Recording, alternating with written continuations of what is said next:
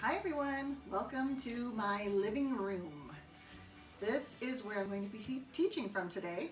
You will probably see some of my dogs. I will have some visitors, but you know what? Teachers are always used to interruptions, so it's okay. Today I'm going to do a lesson on the letter K. I'm going to show you how to make this K, kite. Now, I know you can just go on Pinterest and see all these cool things that you can make for the letter K, but I'm going to show you how to do it. So take that, Pinterest.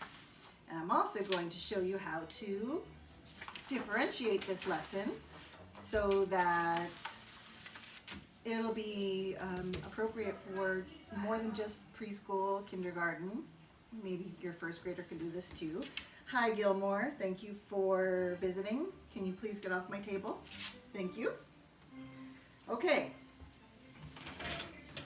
When I do these letter lessons with my students, we first talk a lot about not only what the letter looks like, how it has 3 lines or sticks. We talk about forming the letter when we write it from top to bottom, left to right. We also talk about the sound, of course. What sound does the letter K make? K, k. And we hear that sound in the word kite and even in clouds. It's really important when we're teaching our little ones who are just learning about letters that they know what it looks like. They know what it sounds like, and we want them to know what it sounds like because that's how they're going to start reading when they see the K's in words. Okay, there's a number of different ways you can make this kite. What I like to do for my students is show them a sample, of course. I really miss my assistant. She's so wonderful at making these samples for me.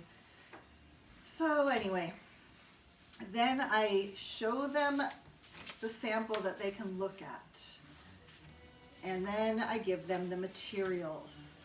What I did was, I hope you can see this well, cut out a diamond.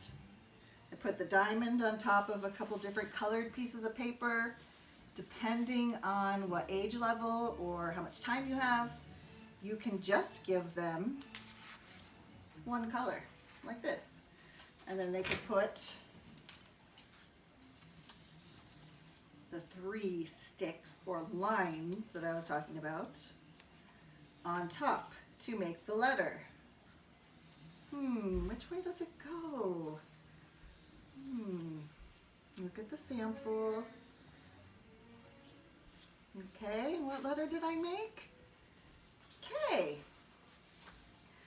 The fun thing about doing it this way is it turns into a little puzzle.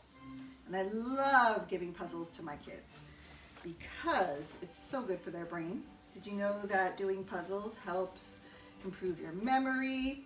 It helps you with problem solving skills, spatial relationship, visual spatial reasoning.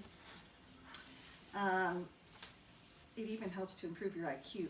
So if you mix these all up and you do this yourself, you're going to see that it's not as easy as it looks. You have to fit the pieces the right way to form the diamond. This is also a little math lesson. What shapes am I using to make the kite? If you said triangle, you are so smart. Oop, does it go this way? Well, that was lucky. This way? Like this.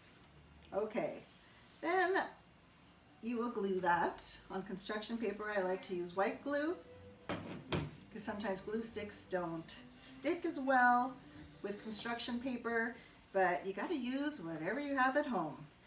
So just keep in mind, I'm a teacher, so I do have a lot of this stuff at home. I guess you can say I've been preparing my whole life for this quarantine. Okay, so you can let your child look at the sample, make it themselves. You can help guide them. Draw a little line for the kite string. Use more of this shape. Use more triangles to make the little bows. Remember to write your name on top, and you can of course draw some clouds or glue on some clouds. Now if you wanted to make this lesson for older kids, my older kids are always saying to me, Miss Dubé, can we please do some crafts like you do with the kindergarteners? And I really never have time to do it, but now that you guys are at home, you could make this kite if you like what I did. You could always look on Pinterest or Google, like I said, and find some other crafts that you like. But since I'm doing K with my kindergarten students, I'm sharing it with all of you. You could do a kite. Figure out how many words you can write that begin with k, k, k, like K. And you can also, let's see, I'm going to write a word here. Let's see if you know it.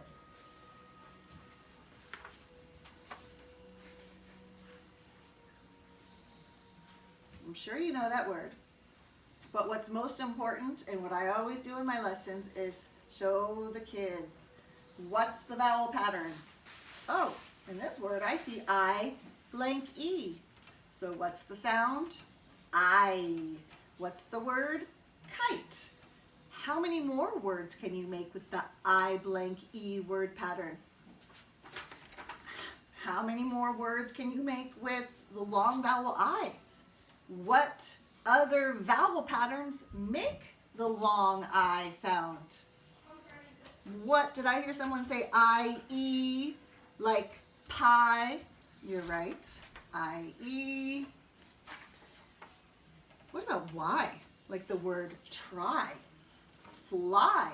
Sometimes that Y sounds like I, and I blank E. Ooh, and this tricky one, I, G, H, like the word high, or fight, night. I'm giving you guys all these clues. So if you want, you can write down a bunch of different words. You could put those words in sentences. And if you are really advanced, which you guys are all really smart, so I think you could do this. You can put your words in sentences, or what if you made a cool story about a kite, about my friend Kayla and Caden, who went outside to fly a kite, and oops, something happened. There's a problem in the story. Boom, boom, boom. So I would love to see all of your work. Please post pictures of your Ks, of your kites. I'd love to see how you differentiated this lesson. If you made K words, if you made sentences, or wrote a story. And of course, message me if you have any questions. I hope you enjoyed this. Stay tuned for more. Thanks.